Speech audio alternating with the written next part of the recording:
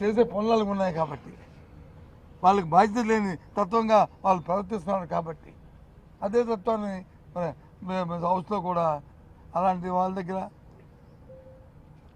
కూటమిలో సోమవారం గారు వయసులో పెద్ద అవ్వచ్చు, కానీ ఎంత దీనిగా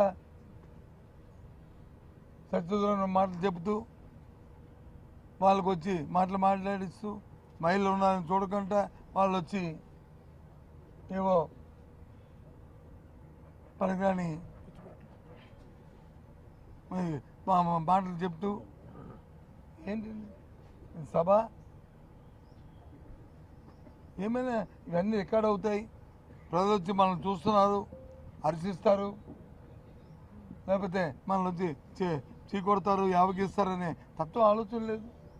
దానికి వచ్చి మిగతా తెలుగుదేశం పార్టీ అందరూ కూడా దానికి వచ్చి తందానంటే తందానని వాళ్ళు చేతులు కొట్టుకున్నారు. అలాంటి దానికి ఇంకెందుకు ఉండాలి? ఈ రాష్ట్రంలో క్షీణించిన దానికి అంతే వాళ్ళ దగ్గర సరైన సమాధానం రాదు. ఈ అంశాన్ని కూడా అకౌంటబిలిటీ తీసుకోవట్లేదు, ఈ అంశాన్ని కూడా బాధ్యతగా తీసుకోవట్లేదు అని తలచి ఆఖరిగా ఇంకా మీకు ఒక నమస్కారం అని చెప్పాను అందరికీ. ఆ సభ నుంచి ఇవాళ వాకౌట్ చేసి వచ్చాము. ఎందుకంటే పూర్తిగా రాష్ట్రంలో శాంతి భద్రత క్షీణించాయి, ఎక్కడా కూడా లేదు. ఏ సంఖ్యలో కూడా గత 5 సంవత్సరాలు కాదు, గత 10 సంవత్సరాలు చేసుకున్న సంఖ్య చూసుకున్నా మహిళల పట్ల కానీ, బాధ్యతగా చిన్నపిల్లల పట్ల బాలికల పట్ల కానీ, లేదు హత్యలు కానీ, లేదు మానభంగాలు కానీ, ఇవన్నీ కూడా రాష్ట్రంలో పెరిగిపోయి కాబట్టి దానికి నిరసనగా మేము ఇవాళ వాకౌట్ చేసి బయటకు వచ్చి మీతో మరి ఈ విషయాన్ని ప్రజలతో షేర్ చేసుకోవడానికి మేము ముందుకు వచ్చామనే విషయాన్ని తెలియజేస్తున్నాం. ఎవరు 2 గంటల అవగానే ఎందుకు వెళ్తారండి? 2 ఇవంతే టైము 2:30 అయిందా? నేనైతే టైం చూడలేదు. ఎవరు అందరూ భోజనం చేసి అందరూ భోజనం చేస్తారు. ఆయన మాట్లాడతాడు, అందుకే బాధ్యత మాటలు ఇవి. బాధితుల వ్యక్తులు మాట్లాడరు, బాధితులైన వ్యక్తులు మాట్లాడుతున్న మాటలు అవి. 2 కాదు, 3 కాదు, 4 కాదు, బాధ్యతగా ఉండి సందర్భం ఉండి ఒక అకౌంటబిలిటీ ఒక బాధ్యత గల అంశమైతే ఎన్ని గంటలైనా మనకు పర్వాలేదు, టైంతో సంబంధం లేదు. నేను నన్ను నువ్వు అని చేతులు కొట్టుకొని మాట్లాడుకుంటే ఏంటిది? జనం వచ్చి ప్రజలు వచ్చి అక్కడ వచ్చి చనిపోతుంటే కదండి, పాలు కల్తీలో చనిపోవడం ఏంటండి? ఎవరిది బాధ్యత అండి? ఇవాటికి 3 రోజులు అయింది, ఇది రెండో రోజు. ఎవరి మీద చర్య తీసుకున్నారండి?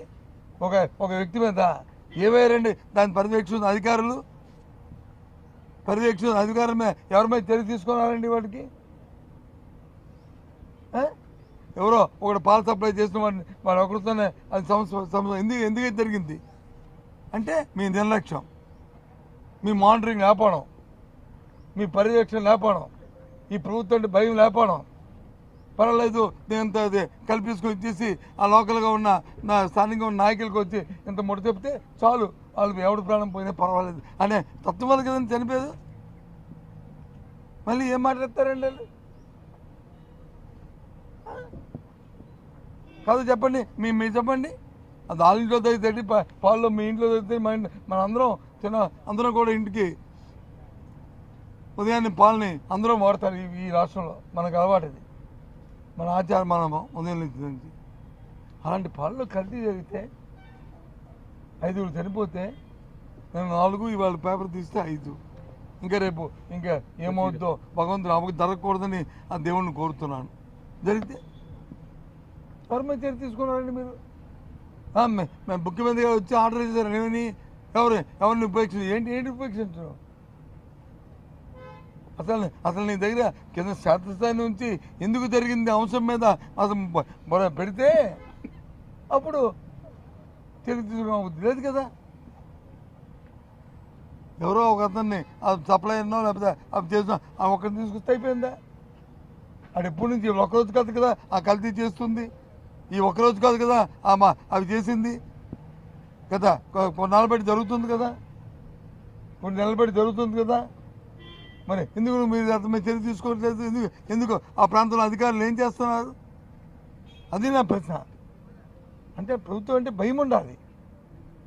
అమ్మమ్మో ఏమైనా తప్పు చేస్తే జరిగితే ఉపేక్షించని, అంతేగాని అది లేకుండా ఏదో లేని పని మాటలు చెప్తే కాదు. కాబట్టి పూర్తిగా ఈ రాష్ట్రంలో శాంతి భద్రతలు క్షీణించాయి.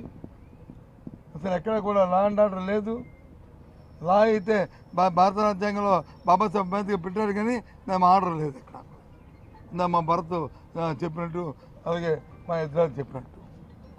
కాబట్టి మేము దాని నిరసనగా ఇవాళ సభ నుంచి వాకౌట్ చేస్తాం. పోలీసులు దేశంలో అట్టడుగు ర్యాంకింగ్ లో ఉన్నారు మీరు చెప్తున్నారు. సభలో హోంమంత్రి మాత్రం చాలా రాష్ట్రాలు మన పోలీసులను ఆదర్శంగా తీసుకుంటారు. అవునన్నా కదా. ఒక పని చేయండి, మీ టీవీలో కంపెనీ స్టేట్మెంట్ చేయండి. పోలీస్ వెబ్సైట్ ఓపెన్ చేసి చూడండి. పోలీస్ వెబ్సైట్ ఓపెన్ చేయండి. పోలీస్ డిపార్ట్మెంట్ వెబ్సైట్ ఓపెన్ చేయండి. దేశంలో ఉన్న పోలీస్ వెబ్సైట్ వాళ్ళ తాలూకా ఇచ్చిన వివరాలు చూడండి. దాన్ని బట్టి ఒక మేము చెప్పిన తప్పు అయితే రేపు సత్యబాబు గారు, ఎల్ఓపి గారు, వాళ్ళ తాలూకా సభ్యులు అందరూ వచ్చి ఈ రకంగా చెప్పారు, ఇది కరెక్ట్ కాదు, మీకు ఇదేం చెప్పింది మీరు చెప్పండి. అప్పుడు మమ్మల్ని మళ్ళీ మేము చెప్తాం. సిగ్గుపోయి పోతారు, నవ్విపోతారండి ఈ మాటలు చెప్పడానికి. ఎవరు అనుకుంటున్నారండి? ఏమనుకుంటున్నారు ఉద్దేశం? ఏదో మాట చెప్పేసి కాలం కలిపి పప్పు గడిపోతుందంటే జనం చచ్చిపోతున్నారండి బయట. ఎంతసేపు కష్టకాల చర్యలు. ఏ వైసీపీ నాయకుని కానీ ఏ నాయకుని కానీ అవమానపరచాలి, లేదు అతను ఇబ్బంది పెట్టాలి, లేదు వాళ్ళ మీద లేనిపోయి కక్షలు పెట్టి వాళ్ళు జైల్లో పెట్టాలి తప్ప ప్రభుత్వం గాలి కొలిసింది పరిపాలన. ఈ ఒక్క అంశం కదా, అన్ని అంశాల్లో కూడా. అందుకు మేము ముందుకు వచ్చాం. Okay, thank you.